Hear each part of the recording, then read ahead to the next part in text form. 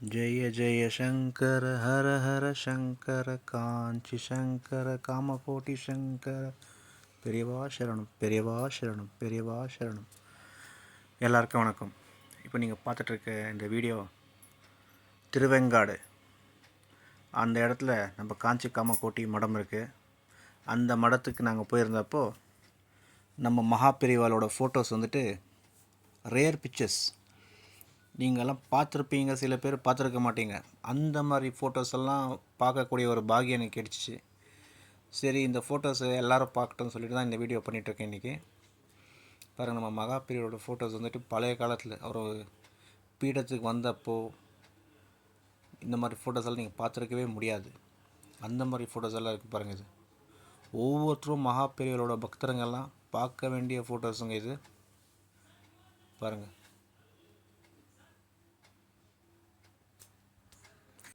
ஒரு நாள் நம்ம மகா பெரியவாள் வந்துட்டு தேனம் பக்கத்தில் இருந்தார், தங்கியிருந்த காலம் அது.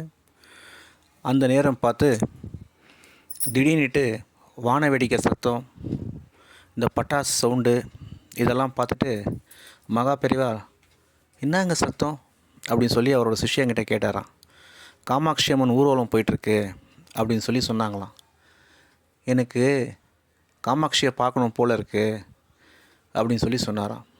கூட இருக்க சிஷ்யாளுக்கெல்லாம் தூக்கி வாரி போட்டுச்சான். ஏன்னா அப்போவே 7 மணி. நம்ம மகா பெரியவர் எல்லாருக்கும் தெரியும், அவர் எந்த வண்டியிலும் ஏற மாட்டார். ஒரு மோட்டார் வண்டியில் அவர் ஏறுறது கிடையாது. எங்கே போனாலும் 5000 கிலோமீட்டர்ஸ் இது வரைக்கும் பாத யாத்திரையாக போயிருக்கார். அவர் இடீ இந்தியா ஃபுல்லாக எங்கே போனாலும் நடந்து தான் போவார், நடந்து தான் வருவார். அதனால் தன்னோட சிஷ்யர்களுக்கெல்லாம் என்ன பண்ணுறது ஒன்றும் புரியல. இல்லை பெரியவா அப்படியே தயங்கிட்டு இருக்காங்க. அவங்க என்ன சொல்லு அப்படின்றாரு. நம்ம போகிறதுக்குள்ளே நட சாத்திடுவாங்க, ரொம்ப நேரம் ஆகிடும்னு சொல்லி சொல்கிறாங்க. அப்படியா அப்படின்னு சொல்லிவிட்டு நம்ம மகா பெரியவர் என்ன பண்ணுறாரு, ஒரு தேங்காய் கையில் கொடுத்துட்டு, நீங்கள் இன்றைக்கி தேனை பார்க்க போனீங்கன்னா உங்கள் எல்லாேருக்கும் பார்க்கலாம் அந்த ஒரு விநாயகரை. அந்த விநாயகர்கிட்ட போயிட்டு காதில் ஏதோ ஒன்று சொல்லிவிட்டு பிரார்த்தனை பண்ணிவிட்டு அந்த தேங்காயை எடுத்து தன் சிஷ்யால்கிட்ட கொடுத்துட்டு நடங்க போகலான்னு சொல்லி நடந்து வராரு. நடந்து வந்துட்டு இருக்கும்போது தேர் கிளம்புது.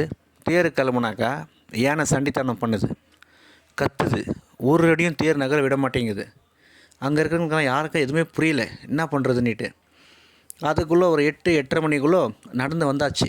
மகா பெரியவர் வந்துட்டார் அந்த இடத்துக்கு. என்னான்னு கேட்குறாரு. யானை தேர் இழுக்க விட மாட்டேங்குது அப்படின்னு சொல்லிட்டு அந்த தேங்காய் உடைன்னு சொல்லி அந்த சிஷ்யன்கிட்ட சொல்கிறாரு. தேங்காய் உடைச்ச உடனே யானை அங்கேருந்து எந்த சேட்டையும் பண்ணாமல் சைலண்ட்டாக அங்கேருந்து கிளம்பி போச்சான். அந்த மாதிரி நிறைய அற்புதங்க நம்ம மகா பெரியவர் பண்ணியிருக்காரு. யாருக்கெல்லாம் நேரம் கிடைக்குதோ காஞ்சிபுரத்தில் தேனம் பார்க்கறதுக்கு போக முடிஞ்சாக்கா போனீங்கனாக்கா நம்ம மகா பெரியவர் தன் கையால் பிரதிஷ்டை பண்ண ஒரு விநாயகர் இருக்குது. அந்த விநாயகர் தான் நான் இப்போ சொன்ன கதை விநாயகர். அது பாருங்கள், எவ்வளோ ரேர் ஃபோட்டோஸ் நீங்கள் பார்த்துட்ருக்கீங்க. பார்க்க பார்க்க பார்க்க இன்னும் பார்க்கணுன்னு தோணுது நம்மளுக்கு. அவ்வளோ ரேர் ஃபோட்டோஸ் இருக்குது. இந்த ஃபோட்டோ பாருங்கள், அவரோட கண் பாருங்கள், எவ்வளோ பவர்ஃபுல் கண்ணு. நம்ம மகா பெரியவருது அவரோட பார்வை பட்டாலே நம்மளுக்கு அவ்வளோ பெரிய ஒரு அனுகிரகங்க. பாருங்கள், நான் கிட்ட ஜூம் பண்ணி காட்டுறேன் உங்களுக்கு. ஜெய ஜெய சங்கர ஹர ஹர சங்கர காஞ்சி சங்கர காமகோட்டி சங்கர.